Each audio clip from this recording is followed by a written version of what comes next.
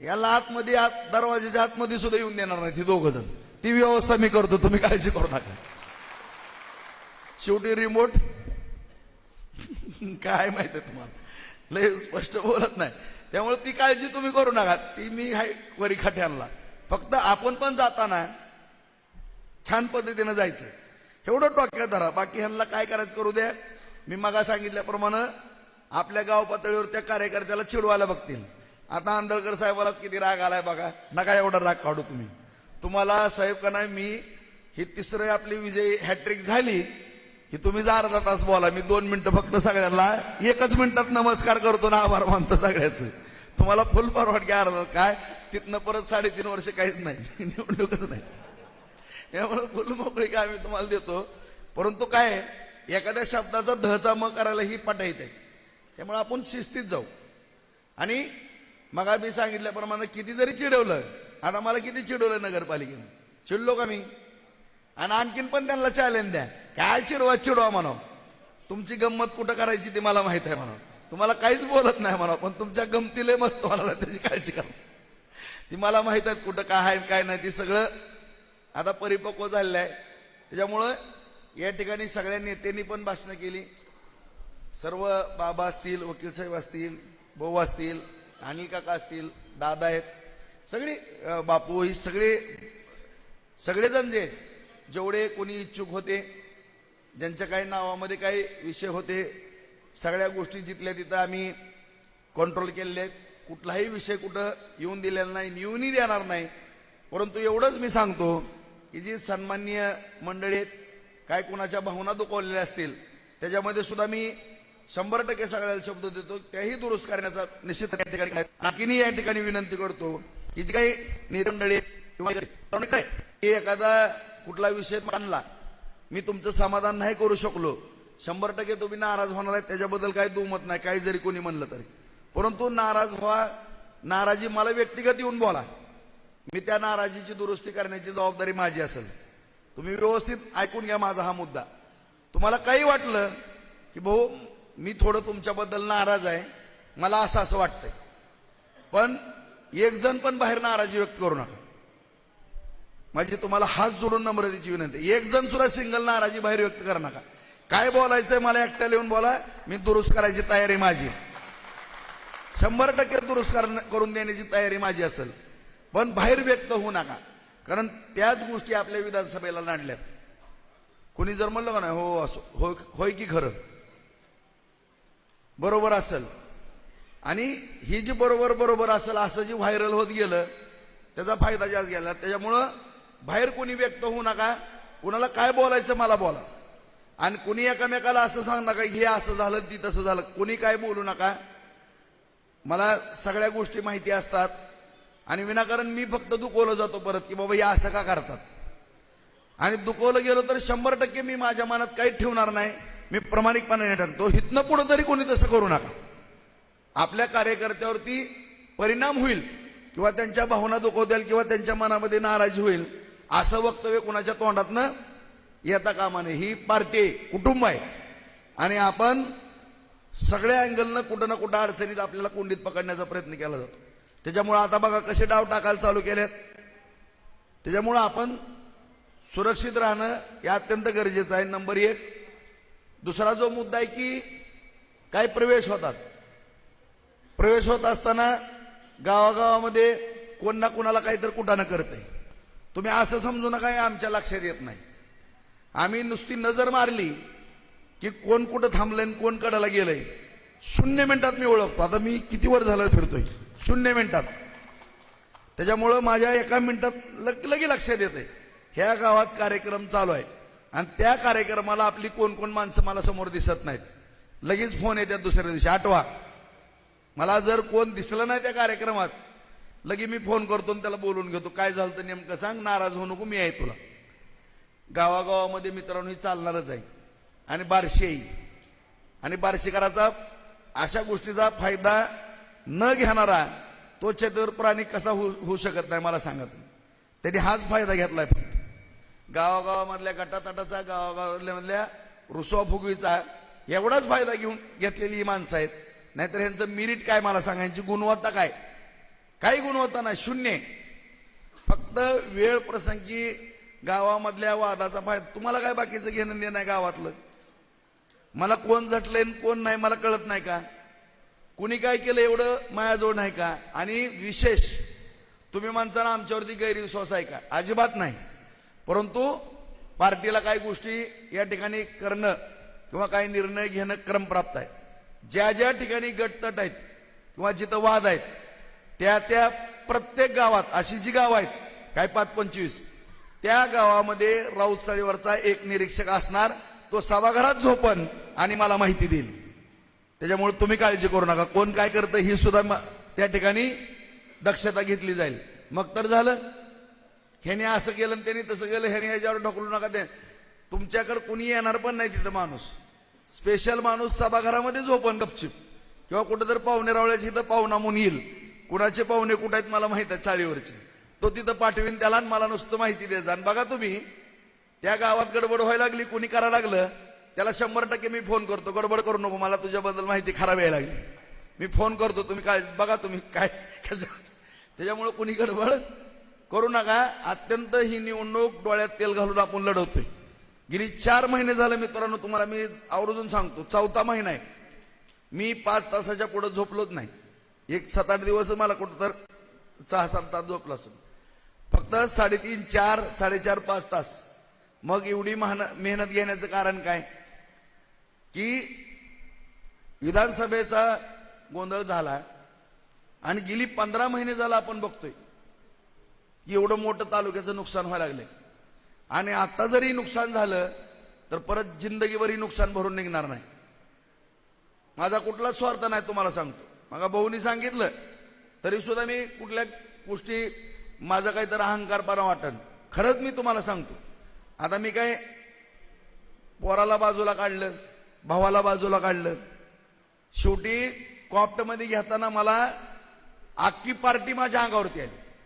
तुम्ही असलं कसलं काहीतरी करायला लागला म्हणले. असं का करायला लागला म्हणले भाऊ तुम्ही? मग तुम्ही आमच्यावर नाराज आहे असं आम्ही समजन. म्हणून मी सगळ्यांच्या दबावापोटी, नाहीतर तिथं सुद्धा नानाला मी कॉप्टमध्ये सुद्धा घेणार नव्हतो मित्रांनो. शेवट सगळ्यांचा इतका दबाव आला की पार्टी सांभाळण्याकरता विरोधक त्या ठिकाणी नाटकं करतील, त्या पार्टी सांभाळण्याकरता नानाला तिथं आतमध्ये पाठवा. म्हणून सगळ्यांच्या इतकं मला बर्डन, पत्रकार सगळ्यांचे मेसेज, पत्रकारांचे सुद्धा मला मेसेज आले, तुमचे सगळ्यांचे मेसेज आले, भाऊ तसं करू नका. आणि त्यावेळेस तो निर्णय मी अचानक निर्णय शेवटच्या काही 1-2 तासामध्ये निर्णय तुम्हाला सांगतो दिला. नाहीतर मी 4 माझे सहकारी होते, 6.25 वर्ष सगळ्याला करणार होतो तुम्हाला सांगतो. म्हणजे काय झालं होतं की विनाकारण मला किंवा कुटुंबाला इतकं टार्गेट केलं होतं, रणवीरला, मला, नानाला, की मला फार वेदना होत होत्या. याला मी काहीच करत नाही, विनाकारण आमच्या अंगलट का आणायला लागल्यात म्हणून मी सिद्ध करून दाखवलं की मी कुठल्याही स्वार्थापोटी काय करत नाही. तुम्ही नगरपालिकेला बघितलं, आता भाऊसाहेबांनी सांगितलं नगरपालिकेला काही उमेदवार उभा केल्यानंतर मला तिकडून काय म्हणत होते. मी म्हणलं मी तसलं बदनाम होण्याच्या विषयातला माणूस नाही. आता त्याची सुद्धा शिक्षा मिळते ही मला आश्चर्य वाटते. आणि काय माणसं किती खालच्या लेवलला जाऊन कुठंतरी 4 पैसे मिळवण्याकरता कशा पद्धतीने वागतात ह्या तालुक्यात. तुम्हीच बघा सगळेजण, तुम्हीच बघा सगळेजण बघा. अरे उमेदवाराला सुद्धा विचारतात किती खर्च करणार पहिल्यांदा सांग, दाखवा. इथं सगळे 300 जण आहेत इच्छुक आलते मुलाखतीला. खरंच तुम्ही सांगा, मी एकाला तर विचारलं का किती रुपये खर्च करणार आहे तुम्ही? कुणी पण उठून म्हणावं एकाने पण, तू काय खर्च करणार का विचारलं का? विचारलं का? म्हणून मी तुम्हाला 10दा सांगतो की माझ्याबद्दल जी चुकीची माहिती तुमच्यापर्यंत पसरवली जाते, आणखीन पण जबाबदारीने सांगतो की गैरसमज जे केले जातात ते फक्त तुमच्या डोक्यातनं दूर ठेवा. राजीभाऊचं असं बघा, मी कष्टाळू माझं कुटुंब आहे मित्रांनो. मी अत्यंत छत्रपती शिवाजी महाराजांना मानणारा मावळा आहे. तुम्हाला सांगतो, माझं दैवत म्हणून त्या महाराजांकडे बघून मी त्यांच्या पायाला हात लावूनच घराच्या बाहेर पडतो. मी देवाऱ्याचे दर्शन घेतो महाराजांचं. त्यांची जी सगळी राजकीय किंवा जीवनातली जी रणनीती आहे ही सगळी मी अनुभवलेली आहे. मी 12 पुस्तकं वाचलेली आहेत तुम्हाला सांगतो. सगळं महाराजांचं प्रत्येक गोष्ट ना गोष्ट, आणि त्याच्याप्रमाणे प्रत्येक गोष्ट मी माझे गुरु किंवा दैवत सगळं त्यांना मानून मी राजकारणातले धडे घेतो. सगळ्या गोष्टीचं बारकाईनं अनुकरण करून राजकारण करतो इथं, म्हणून टिकलोय आणि म्हणून जिवंत आहे तुम्हाला सांगतो, आणि म्हणून आर्थिक दृष्ट्या मजबूत आहे, म्हणून आर्थिक दृष्ट्या पण मजबूत आहे तुम्हाला मी खरं सांगतो.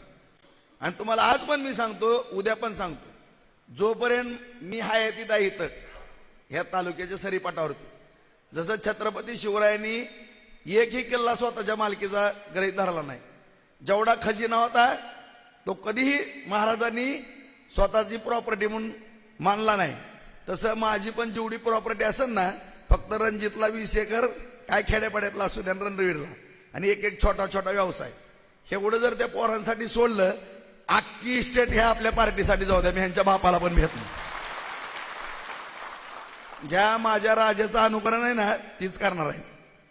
तुम्ही अजिबात म्हण नका की राजभाऊचे हिथं प्लॉट आहे तिथं प्लॉट आहे. अरे ही तर तुमची खरी तुमची नीटनेटकी करणारी माझी ही आहे ना ताकद. नाहीतर तुम्ही मला काय केलं असतं, कुठं तर मला खारमुरीचाच गाडा लावून दिला असता ना तुम्ही.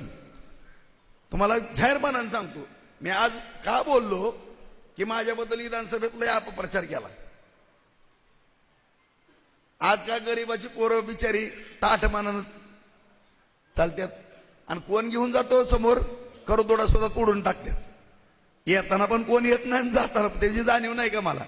त्याच्यामुळे आपल्या महाराजांनी कधी म्हणलं का एका किल्ल्याला नाव आहे का महाराजांचं, आणि मी महाराजाचा लय येडा मावळा आहे तुम्हाला सांगतो. त्याच्यामुळं महाराजांकडे बघून मी ही राजकारणाची धडी शिकलेलो आहे. माझं गुरुवर्य तेच आहे, माझं दैवत तेच आहे. कशा पद्धतीनं महाराजांनी जीवनामध्ये सगळ्याच गोष्टीला तोंड दिलं, ह्याचं जर आपण वाचन केलं तर लक्षात येतं की कसं जीवनामध्ये जीवन जगायचं. त्याच्यामुळं मी अत्यंत सुरक्षित, सगळ्याला व्यवस्थित, जसं त्यांनी स्वराज्याचं रक्षण करण्याकरता प्रत्येक टेक्निक वापरत होते, बहिर्जी नायकांच्या माध्यमातून कशी माहिती गोळा करायची. आता तुम्हाला सांगतो, प्रत्येक खबर कशी माझ्यापाशी येते, कशी येते, टाचणी पडली तरी मला कळती. कशी कळती, कळती का नाही तुम्ही सांगा. सगळ्याचं भविष्य सांगतो मला बसलं का कळतंय, हे सगळं मी त्यांचं जे वाचन केलं, महाराजांनी नेमकं काय काय केलं हे मी माझ्या मनामध्ये साठवून ठेवलं, आणि त्या पद्धतीनं सगळ्या गोष्टी मी इथं करतो. म्हणून मी सुरक्षित आहे मित्रांनो. बाकी काय दुसरं नाही तर महागच माझा कार्यक्रम झाला असता. त्याच्यामुळे तुम्ही निश्चित राहा, कुणीही काळजी करू नका, फक्त रिझल्ट चांगला द्या. बाकीचं ह्या तुमच्या साध्या मावळ्यावरती सोपवा, बाकीचं मी आहे सगळं आहे. आणि कुणीही गटाताटाचं राजकारण करू नका. तुम्हाला सांगतो, राहता राहिल्या तुमच्या उद्या ग्रामपंचायतीत, ग्रामपंचायतीची सुद्धा काय मला माहिती माझ्या त्याचा लागला काय झालं मी अवस्था बऱ्याच जणांची मित्रांनो. त्याच्यामुळे गोष्टी त्या ठिकाणी काळजीपूर्वक हाताळ. एखाद्या कुटुंबाला जर मोठा खड्डा आला राजकारण करताना, त्याची अवस्था काय होती मला त्याची जाणीव आहे. 14 ते 16 मी भोगलंय,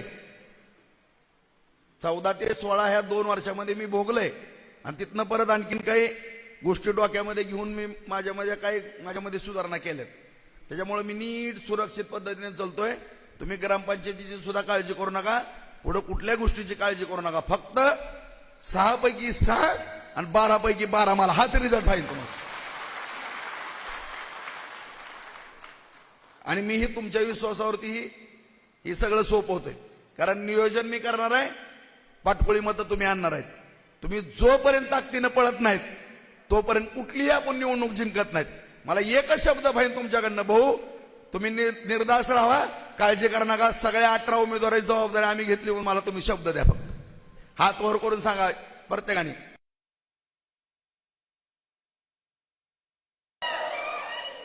कुणाच्याही बायकाव्यामध्ये येऊ नका. काही वाटलं की मला येऊन भेटा, बस. फक्त गैरसमज होऊन येऊ नका. ह्यांना 3दा पाणी पाजून येऊ आपण, 3दा पाणी पाजून बस. बिंदास राहा. सगळ्या उमेदवाराला पण शुभेच्छा.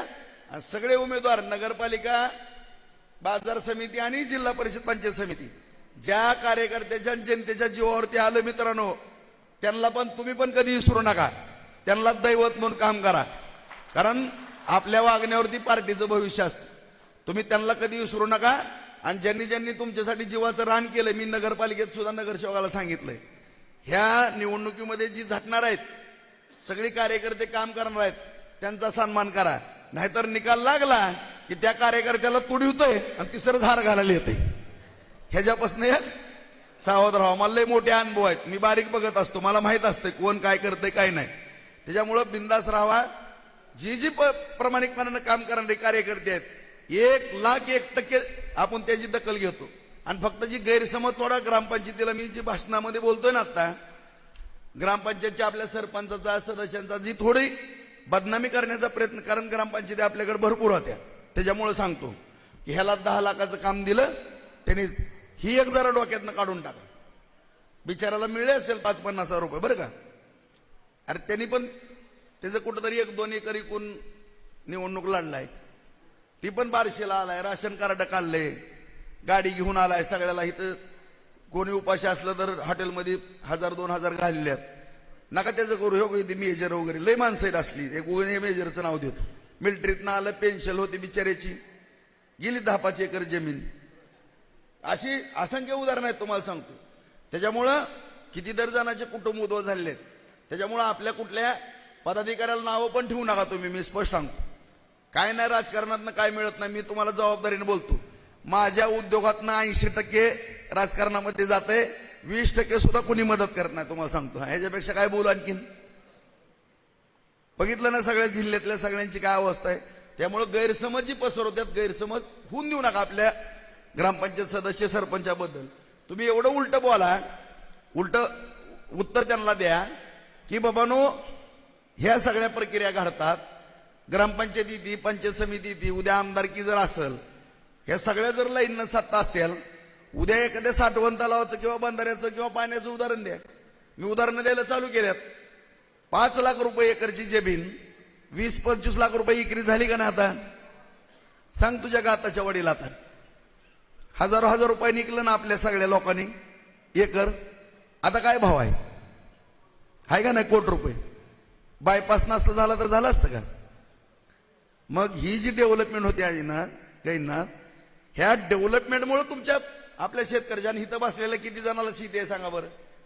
शेती असलेले हात वर करा सगळी. तुमच्या जमिनीच्या किमती, मी आमदार झाल्यापासून जमिनीच्या किमती किती वाढल्यात मला सांगा सगळीजण. दुप्पट तिप्पट झाल्या का नाही एकराच्या? झाला का नाही सगळ्याला फायदा? मग कशाला आपल्या सरपंचाला 50,000 नावं ठेवता तुम्ही? तेवढे करू नका.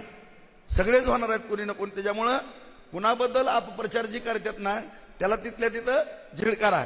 आणि भविष्य तर लय उज्ज्वल आहे, तुम्ही काळजी करू नका. खरंच मी जे म्हणतोय ना, करून दाखवल्याशिवाय राहतच नाही. तुम्ही काळजी करू नका, फक्त बिंदास राहा. 6 आणि 12 हे विषय संपला. चला आता जेवायला, मला पण भूक लागली. सर्वांनी महाप्रसादाचा लाभ जाऊ नये. भोसले चौकामध्ये राज क्रीडा व सांस्कृतिक मंडळ व जव्हार गणेश मंडळ यांच्या वतीनं गणेश जयंतीच्या निमित्तानं